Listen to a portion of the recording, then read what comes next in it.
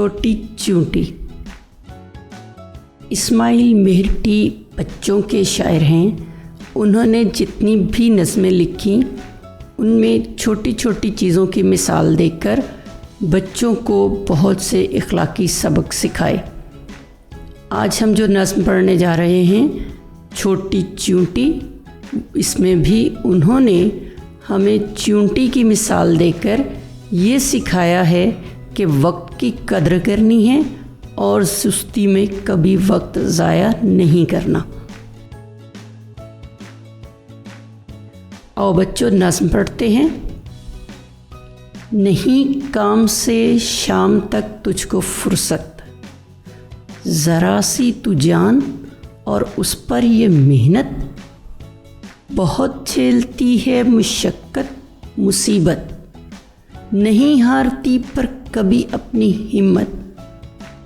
अरे छोटी चूंटी तुझे आफरीन है, न खो सुस्ती में वक्त मोहलत है थोड़ी, वही काम कर जिससे मालिक हो राज़ी, कि जिसने तुझे जिंदगानी अता की। ये उम्दा सबक हमको देती है चूंटी, अरे छोटी चूंटी तुझे आफरीन है। नज़्म में आने वाले ख़ास अल्फाज देखते हैं। फुर्सत, फरागत,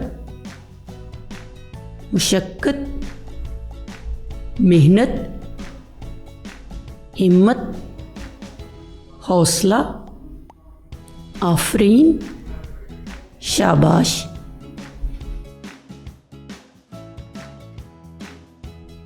मश्क में सबसे पहला सवाल है अल्फाज को मानी से मिलाएं। उम्दा, आला, राज़ी, खुश, मोहलत, वक्त, फुर्सत, फरागत, थोड़ी, कम। दूसरा सवाल है हरूफ जोड़कर लफ्ज़ बनाएं।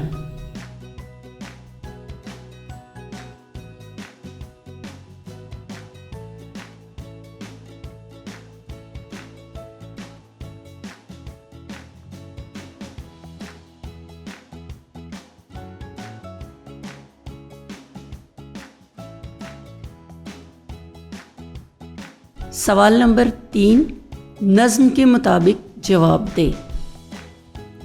इसमें पहला सवाल ये पूछा, चूंटी को किस चीज़ से फुर्सत नहीं मिलती? इसका जवाब है बिल्कुल ठीक, आपने सही कहा, चूंटी को काम से फुर्सत नहीं मिलती। दूसरा सवाल, चूंटी के काम से कौन राज़ी होता है? चूंटी के काम से उसका पैदा करने वाला यानी अल्लाह राज़ी होता है।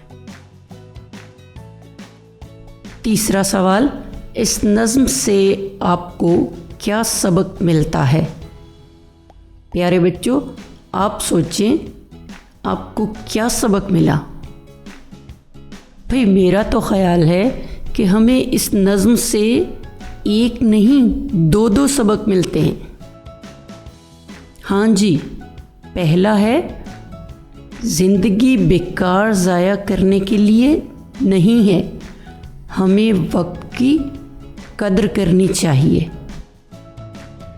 और दूसरा सबक, हमें वही काम करने चाहिए जिनसे हमारा मालिक यानी अल्लाह ताला राज़ी होता है। चौथा सवाल, दुरुस्त लफ्ज़ के गिर्द दायरा लगाएं।